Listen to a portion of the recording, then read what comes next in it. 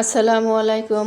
কাছে দূরে যেখান থেকে আমার এই ব্লগটি দেখছেন তাদের সবাইকে জানাই আন্তরিক শুভেচ্ছা এবং ভালোবাসা। কেমন আছেন সবাই? আশা করি ভালো আছেন। আমিও ভালো আছি, আলহামদুলিল্লাহ।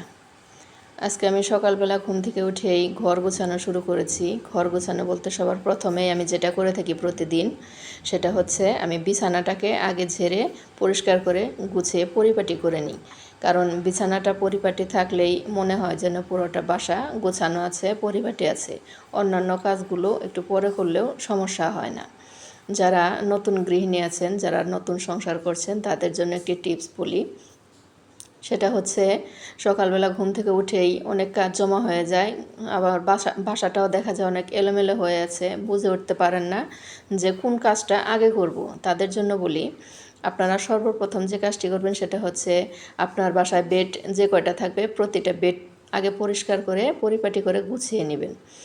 বিছানা পরিষ্কার থাকলে বা পরিপাটি থাকলে পুরাটা বাসাকেই টিপটাপ মনে হয়, পরিপাটি মনে হয়।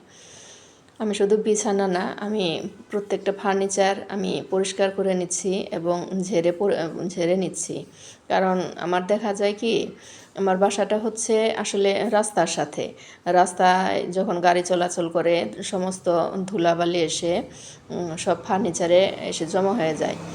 এর জন্য দেখা যায় যে আমার সপ্তাহে 2 থেকে 3 দিন আমার ফার্নিচারগুলো পরিষ্কার করতে হয়। অনেক সময় হয়ে ওঠে না, যার জন্য পরিষ্কার করতে পারি না, কয়েকদিন দেরি হয়ে যায়। আবার দেখা যায় অনেক সময় পেলেও করতে ইচ্ছা করে না।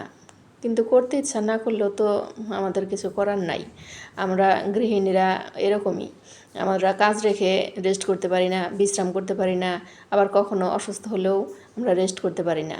এই যে আমি আজকে কয়েকদিন যাবৎ অসুস্থ, জ্বর, তাতে কি আমি বসে থাকতে পারতেছি? আমার কাজ আমাকে করতেই হচ্ছে। এটাই আমাদের গৃহিণীদের জীবন। যারা জব করেন বা চাকরি করেন, তারা যদি অসুস্থ হন, তারা তাদের বসকে বললে বা স্যারকে বললে তাদেরকে ছুটি দিবে বিশ্রাম করার জন্য, রেস্ট করার জন্য।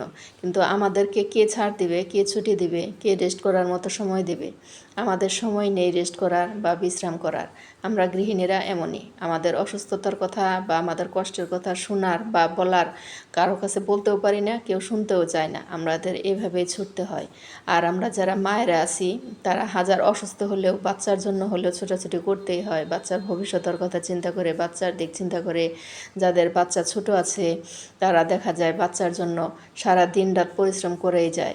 আবার যাদের বাচ্চা একটু বড় হয়েছে, তারা স্কুলের জন্য সারা দিন স্কুল, প্রাইভেট এগুলি নিয়ে দৌড়াদৌড়ি করতে করতেই দেখা যায় সারা দিনের সময়টা চলে যায়।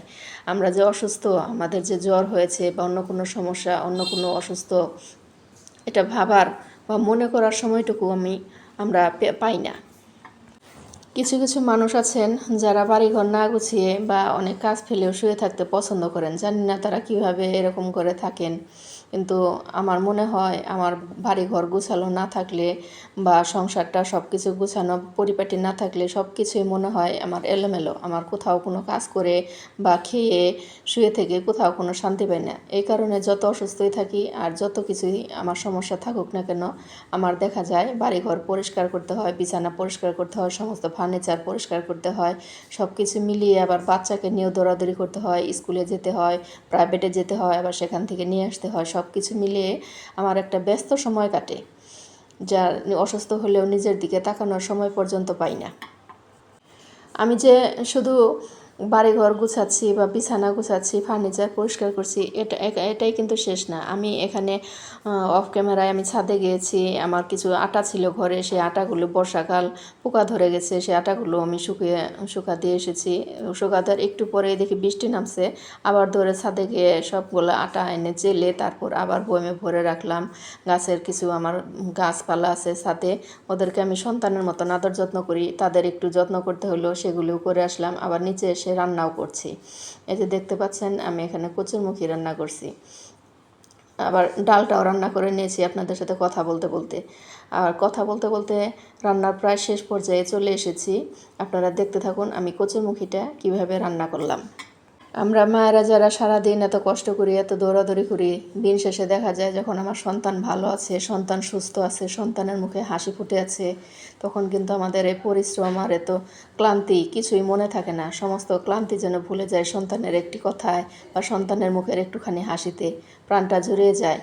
এখন মনে হয় রাতের বেলা তখন যখন দেখতে পারি যে সন্তান সব দিকে ঠিক আছে, রেজাল্ট ভালো করেছে, পড়াশোনা করেছে, তখন আর আমার দুঃখ বা আমার কোনো কিছু আক্ষেপ বা কষ্ট কোনো কিছুই মনে থাকে না যে সারাদিন আমার উপরে এত কষ্ট গিয়েছে, আমি এতটা অসুস্থ ছিলাম, আমি রেস্ট করতে পারিনি, আমি বিশ্রাম করতে পারিনি, তখন আর কিছুই মনে হয় না। দিন শেষে আমরা মায়েরা সবসময় এটাই চাই যে আমাদের সন্তানরা সবসময় ভালো থাকুক, সুখে থাকুক, তাদের ভালো লাগা ভালো থাকার মধ্যে আমরা আমাদের সুখ শান্তি খুঁজে পাই। এই যে আমার রান্নাটা মোটামুটি শেষ পর্যায়ে, আমি এখানে তরকারি কষিয়ে একদম মাছ এবং পানি দিয়ে দিয়েছি সব একসাথে। এখানে আলাদা করে তরকারি কষানোর কোনো দরকার ছিল না, যেহেতু এটা আমি আগে সবজিটা মুখিটা ভেজে নিয়েছিলাম। তাই এই যে আমার তরকারিটা রান্না হয়ে গেছে। যে যেখান থেকে আমার এই ব্লগটি দেখলেন তাদেরকে জানাই অনেক অনেক অভিনন্দন ও ভালোবাসা। ভালো থাকবেন সবাই। আল্লাহ হাফেজ। আসসালামু আলাইকুম।